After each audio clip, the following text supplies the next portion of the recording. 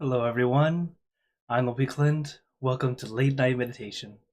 As always, it's great to be here online with all of you, whether you're watching from Zoom, YouTube, Facebook, or Twitch. So, hello again, everyone. Hello, Eric. Hi, Vivi. Hello, Dad. Hi, iPhone. Hello, K-Noon. Thanks for joining here on Zoom. Also, hello, Julie on YouTube, and everyone watching on Facebook and Twitch. And of course, if you're watching on Facebook, I am streaming to several pages at once. So if you don't see my face in the top corner, very likely I can't see your comment right now, but I'll always go back and reply, as many of you already know. And hello, Miriam. Thanks for joining in. And of course, have you all been doing your homework? Okay, very good. So remember, the homework is whatever you're doing, have relaxation and awareness. It's a great way to help you practice meditation outside the meditation hall, as in the end, it's all about taking that time to practice. You don't have to be perfect, but getting some practice in, even a little bit a day, can go a long way. So, as we all know, today's Friday. Friday is our long silence day. So, as we practice together, if you're brand new, it's okay. Try it out with us. Or you can uh, jump in and look at the other clips on whatever platform you're watching from. Because YouTube, Facebook, Twitch, you'll still be able to see Mondays. Mondays are always like a beginner level and more instruction. But for today, we like to have longer silence for those who know what they're doing and to allow us to go in deeper, easier. So, hello, Sue. Thanks for joining in on YouTube. So now, let's get into our perfect position, as I like to call it, because it's perfect for you. And when you're ready, gently close your eyes. Take in a deep breath. Breathe in the cool, calm, relaxing air. And breathe out all your worries, thoughts, and responsibilities. Just let it all go. Forget about it for the time that we are meditating. Just breathe in, breathe out.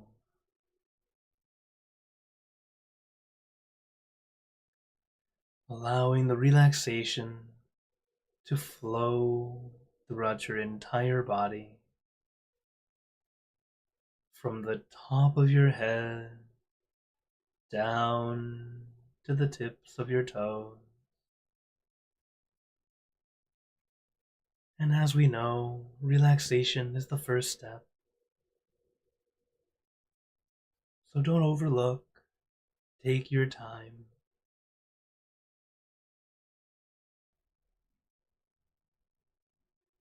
You don't need to rush or force, allowing your body to feel nice and comfortable.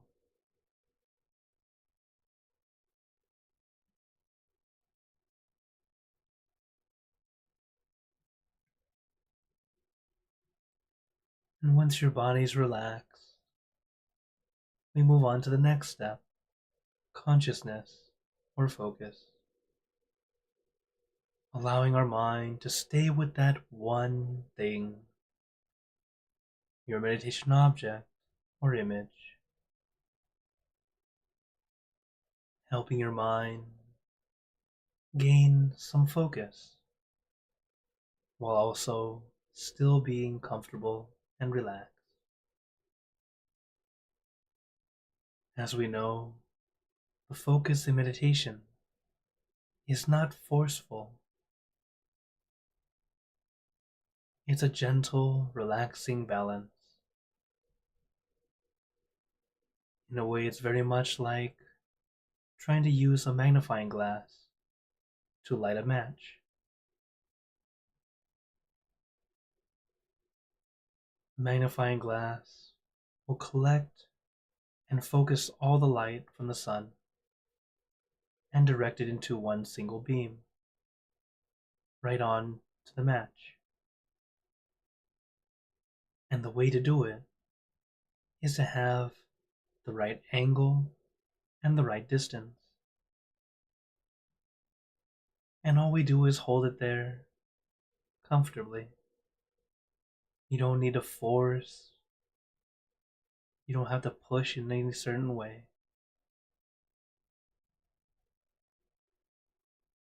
It's just the right angle, the right distance, with no force. Yet, the power that happens is quite powerful and strong. Similar to our meditation, just a balance of relaxation and awareness. Seems like we're doing nothing at all,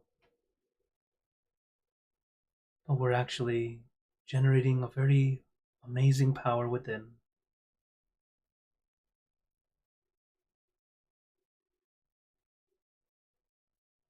But it just takes some time before we're able to see it and experience it. It's happening, even if we don't realize it.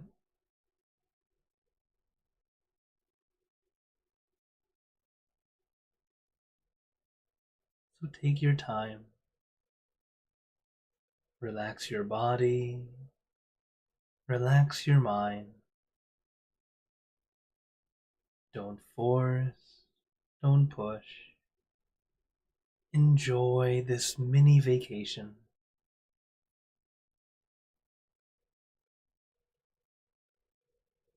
Son mo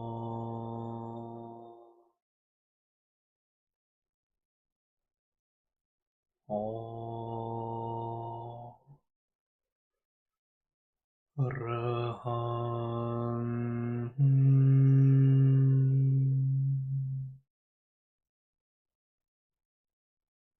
mo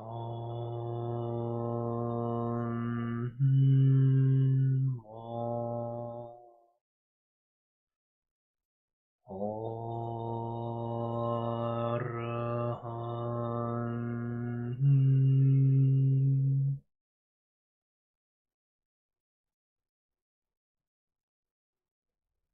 Son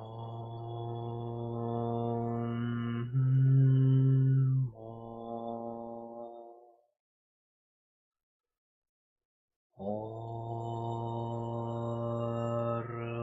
Arahant.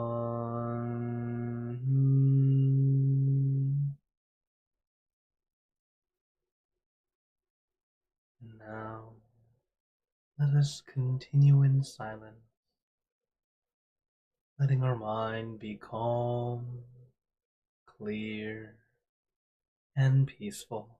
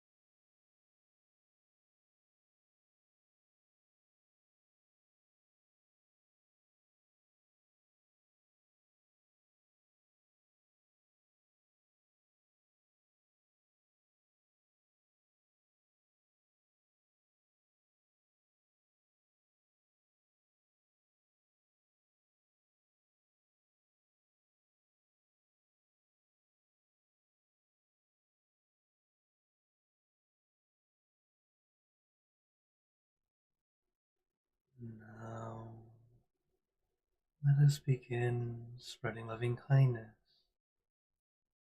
Spreading loving kindness is like spreading out your heart, sending out good intentions to all beings. So let us visualize our object as we have been doing,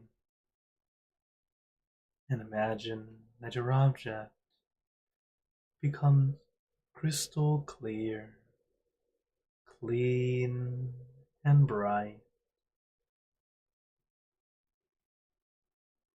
and allowing this pure energy from within to shine out, this light of peace, love, and compassion. First, filling your own bodies, and let it shine out from you, filling the room, then filling the city,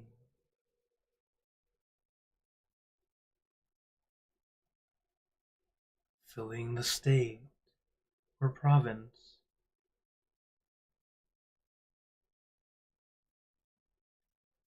until filling the entire country, and filling the world and all throughout the universe, sending this good energy to our loved ones, our family, our friends,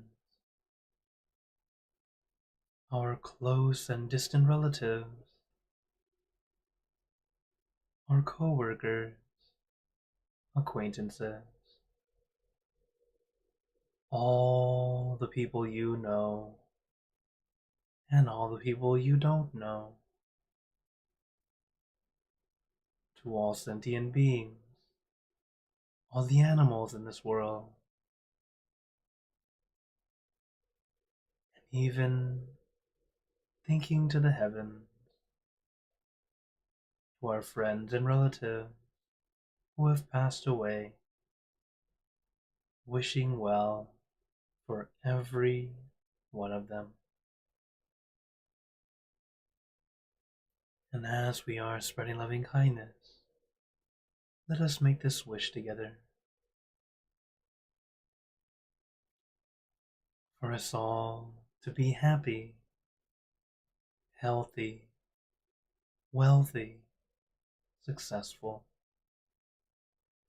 to gain wisdom, attain enlightenment,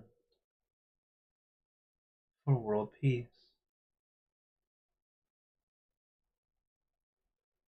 Let us take a moment to make our own good wishes.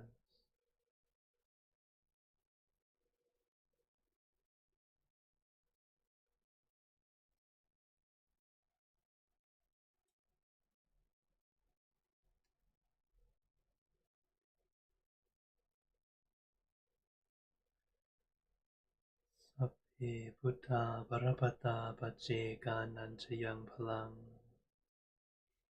Arahanta Nanchate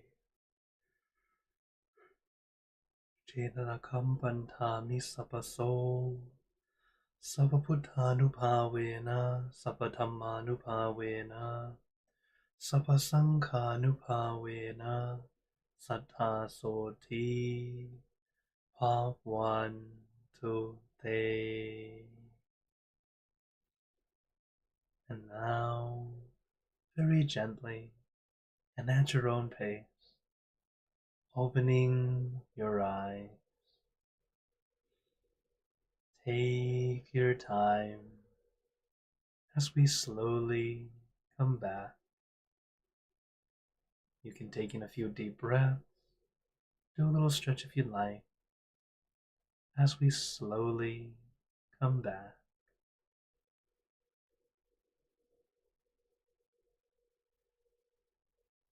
How is everyone feeling? As always, take a moment to notice how you feel right now, now that we've finished the meditation. Of course, it's something we always need to do, taking the time to check and see or consider to see what worked, what didn't work. This way we can continue to improve and notice for ourselves and adjust depending on what's going on. That's how we continue to improve and get better and better. And if you were here from the beginning, we meditated for a little over an hour. So well done. So if you're brand new, impressive. And if you're a regular meditator, great. I hope you're enjoying it. So, as always, I open the floor to you all if anyone has any questions, as I see one already on YouTube. But first, let me say hello to everyone. Hello, Pat. Hi, Akshi. Hello, Lei. Hi, Mom. Hi, Simon. Thanks for joining. Oh, and hi, Ron. And Miriam. Okay, so now I open the floor. Oh, and then hello, Hakuzo, Anna Maria, on YouTube, and everyone on Facebook and Twitch. So, Hakuzo has a question. He's asking, can the body recover and heal? Let's see here. Let me show you guys. It can heal just as much while meditation, like as much as when we sleep. Okay, so with this question, can it? It can. It can do better also. But listen to this. It can. It has the potential to be much better than sleep. But it depends.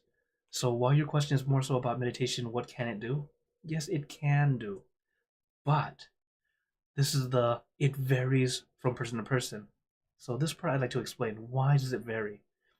So this one's a bit of Buddhism and understanding karma. As our bun, our good energy from within, it all differs from each person. And also the bun that we have. There's 3 different types. There's bun that brings wealth, our generosity, the goodness of giving, brings generosity and wealth to us. So that's more on wealth. Keeping our precepts is a thing that generates the good energy for our health. So if you have a lot of that, it tends to be the thing that helps us heal faster. And then there's the boon that comes from bhavana, or purifying the mind. This brings about wisdom. So depending on what we have, that's the energy that's able to do what it's supposed to do. So if we don't have that much energy of healing for ourselves, we didn't acquire it much, or we haven't been gathering as much before. When it's time to meditate, sure, we're still gaining some energy to help heal, but if we don't have enough, it's like you don't have enough money to pay for a service. It's kind of like that, where if you're lucky, you get a server who goes, it's okay, don't worry about it, let you pass, or let you go on. But in general, it's like, sorry, this is the gate. You have to pay the toll. And in this case, it's like our good energy. And then it's in 3 currencies. So, for example, if you do a lot of generosity, you love to donate, you live into this wonderful thing.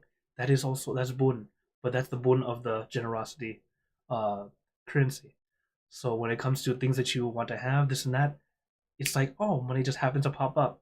It happens for you. But when it comes to health, because you only have the money, you have the money to pay for it, but sometimes it doesn't necessarily help as much.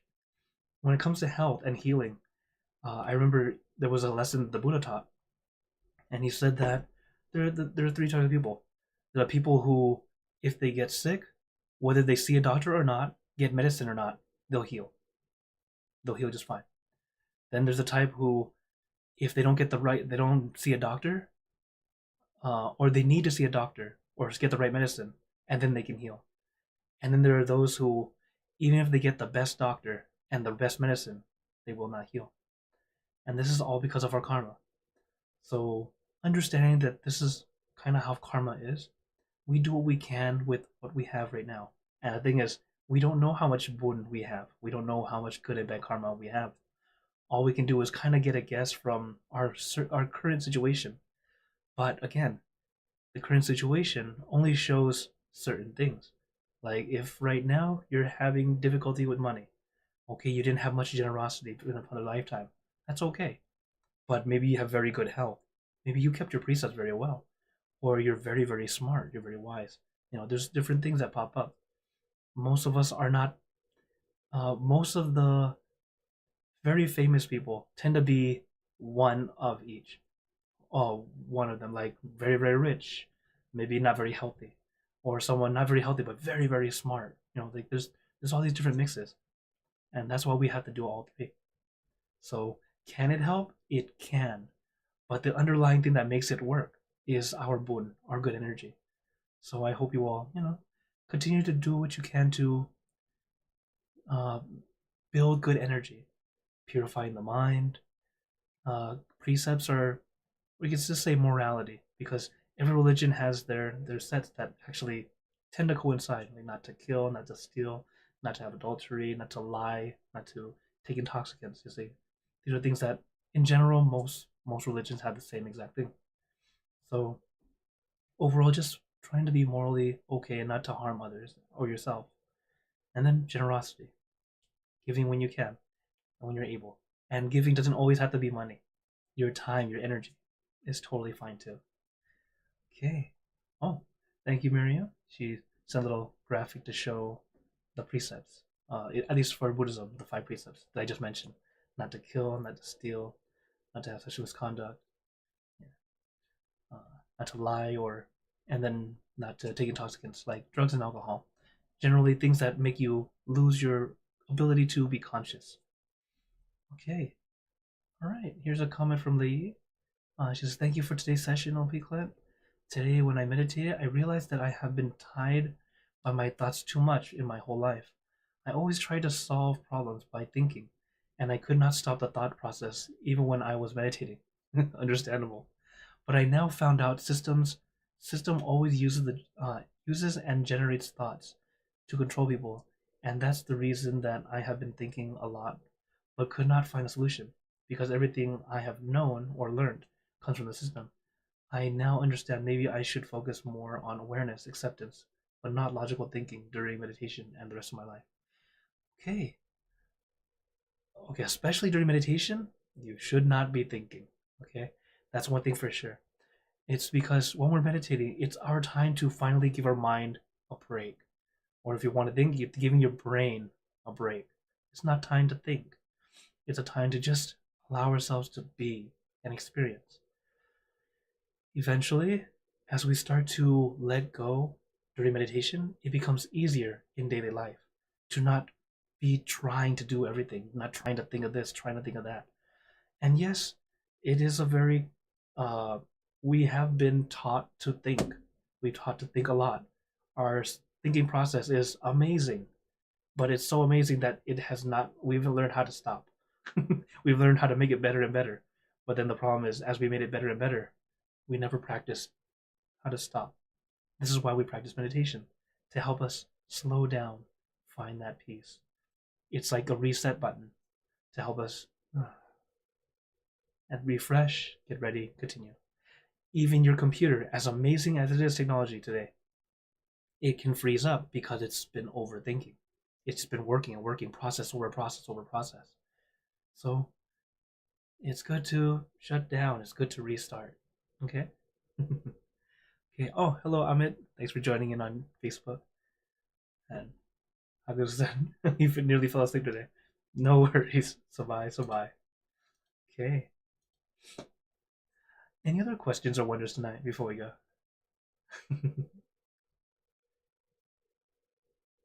Okay. Then then to end it off, as well as with that thought, while we're going on through life, one thing I've learned through meditation that has been very helpful in keeping my peace is learning to let go. And I know I've said this many times already, but as I meditate more and more, I start to realize more that I am not letting go as much as I thought. Sometimes I go, "Oh, I understand letting go." I thought I understood, and I go in deeper. Because when you're finally able to let go, not feel like it has to be a certain way, you're judging this and that. It's never the way you want it to be. You let go of it, you're able to accept and go, okay, well, yeah, it's not the way it is, but I can still survive. I can still do this and that. I can do my thing. Because sometimes all those all that extra stuff because it's not right here affecting you directly right now. It doesn't matter right now. We're holding on too tight. It's when it starts to directly affect you right now. That's when we need to, okay, find a way to fix this, to make it work okay, or at least be tolerable. Like when you're, a good example is when you're living with roommates. When you first go out into the world and you start to live with roommates, sometimes you have good roommates, then there are not so good roommates, right? So if you're lucky you have a lot of good roommates, oh great, everything's happy, everything's fine. But then when you have the roommates that are just not really caring for the space, not really doing, I know Simon smiling, something we talked about before. Um, but like, what can we do? Well, we try our best to keep our own peace, and then first we start communicating, like, hey, this thing's not quite working. If they're still going to be bad, then we have to go with then the system ends up being a way to help. It's why it's there. The system, or the system of the government, or the system of rules that we have set as a group. Okay? So that's where we're at. It's just find our peace. When it starts to affect, okay, then we adjust. Okay. Oh, I have a, all right, I guess we have one more question before we go. Vivi's asking, LP, how can I handle it when I'm trying to sleep but the mind keeps meditating or chanting? Ah, how fun. Now this one's an interesting one. It's where your wandering mind goes toward the religious ceremony, which is understandable. Um, when this happens, this is what, if in Thai, or how our master says, this is what we call feng le. It means like you're wandering, you have a wandering mind, but your wandering mind is on doing acts of goodness. And then for some reason you can't stop. It's also a wandering mind. Isn't that funny? Yes, acts of thinking of something good can also become your wandering mind. You can be thinking, it's the funniest thing where some people told me, yeah, I meditate and I meditate and I think of me meditating. And then I start thinking about how I would meditate thinking. That's not now you're thinking about thinking. That's pretty much what you're doing. So it happens to everyone. It's okay. You're not weird. You're nothing's wrong. It's just it happens because you start to realize, oh, I love this kind of thing. I love to meditate. I love to chant. It helps me feel at peace. And then while you're meditating, you're almost starting over, trying to do that again. It's like you're resetting within resetting, but then not allowing yourself to be still. When this happens, it's the same with samarahang, and your mantra can do the same. How our master explains is that if this happens, then we stop. We do our best to just stop and just stay still. It's where it's like our meditation object or image or mantra ends up being a thing that pulls us into thinking about that specific thing.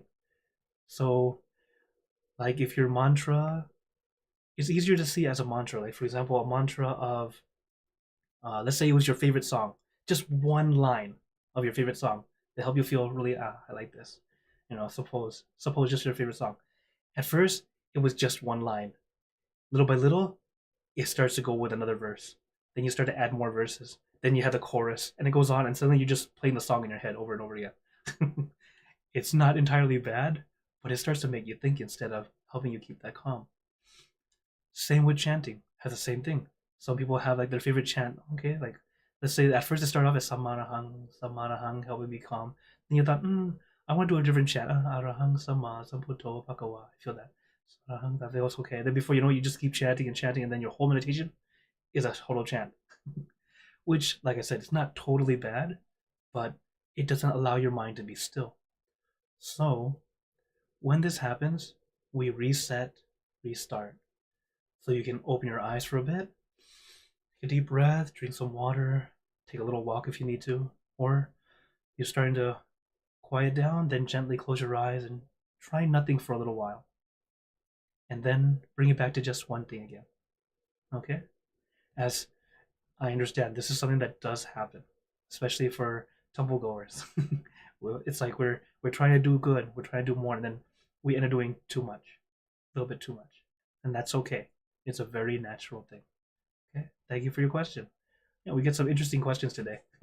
Also, it's good because Friday is our regular meditators. Okay, we have one more.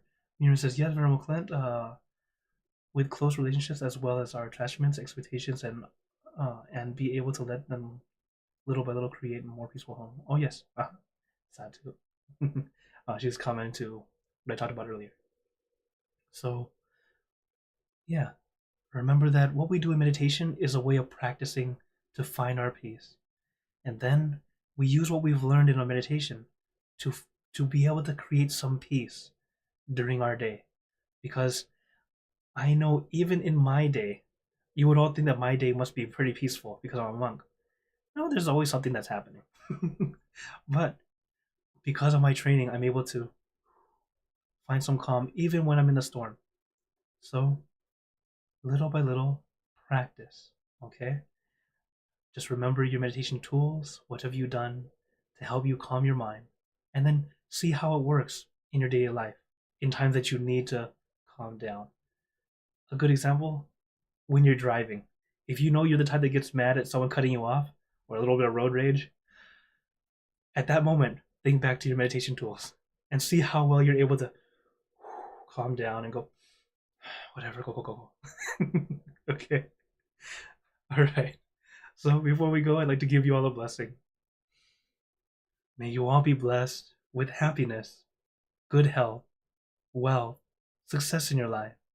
May you be surrounded by good friends who will always guide you into light in times of darkness and in times of need. And when you close your eyes to meditate, may you attain inner peace easily and quickly in every lifetime. So thank you again, everyone. Have a wonderful day or night wherever you're watching from. And remember, a smile a day keeps the stress away. So everyone, keep smiling and let's brighten up the world together. So for everyone on YouTube, Facebook, and Twitch, see you guys next time. And for those on Zoom, feel free to stay longer if you'd like to chat. Take care, everyone.